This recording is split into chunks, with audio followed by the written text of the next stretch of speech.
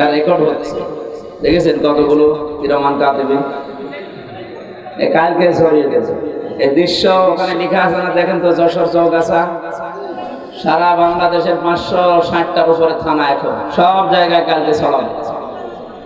আপনাদের দৃশ্য দেখে ওরা জানাবেন যে যশোরের মানুষ এমনি একটা ঝামেলায় আছে, আপনাদের জেলা কে যেন আছে চাকলাদার তারে নিয়ে।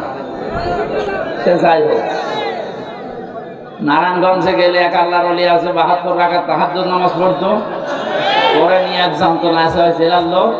আর যশোরে আছে আল্লাহর ওলি, এটা তাহাজ্জুদ পড়ে না, অন্য জায়গায় যায়। তো এমনি এমনি আপনাদের এক বদনাম আছে। এরপরে যদি কোরআনের অনুষ্ঠানে এই করেন, তা আপনারা তো বদনাম ছড়াবে কালকে।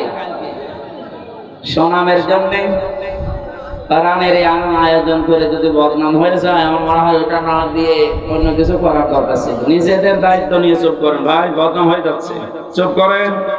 খুলনা আমার বিভাগ, তো এই জন্য আর একটু ঝামেলা বেশি। আমরা সারা জীবন রংপুর বিভাগের মানুষদেরকে একটা নাম বলি, মফিজ, এটা যেন বাদ দিয়ে না, এটা কি দেখবেন। ওরা মফিজ হলেও ভালো, নরম সরম, উদার আছে। আলা ভোলা গাড়িতে হরেন দেয়, তো তাকিয়ে দেখে যে হরেন কে দিচ্ছে, সাইড দেবে তো, এই কারণে ওদেরকে মফিজ বলে। কিন্তু গরিব মানুষ তো, রংপুর বিভাগের মানুষেরা, ওরা নবীজির হাদিস অনুযায়ী অন্যান্য বিভাগের চাইতে 500 বছর আগে জান্নাতে যাবে। ধনীদের চাইতে গরিবরা কত বছর আগে জান্নাতে যাবে? তোদের আর একটা সমস্যা আছে, বিড়ি বেশি খায়। আমাদের বিভাগে তৈরি হয় এটা, খায় ওরা।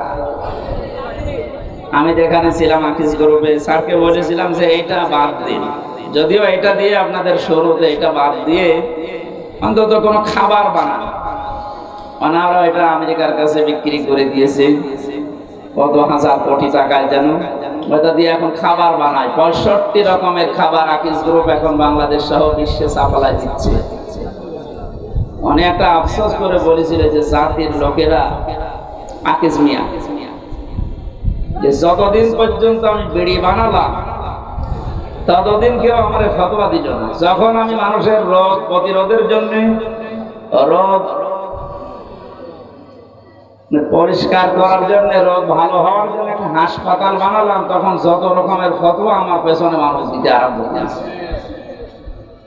যাই হোক, যে রকমের বদনাম ওই সমস্ত বিভাগের আছে, ওইগুলো যেন আবার খুলনা বিভাগের গায়ে না লাগে। আপনারা নিজেরা দায়িত্ব নিয়ে না কথা বলেন না ভাইরা, মানে যাই করে দরকার এই মাহফিলের পরে আপনারা আমি 10 মিনিট সময় দেবো, মারামারি করবো, কারণ ক্যামেরা তো থাকবে না, আমরা একটু দেখবো কেমন পারে। কথা বলবেন না, কথা বলবেন না, পেছনে যারা দাঁড়িয়ে আছেন বসে।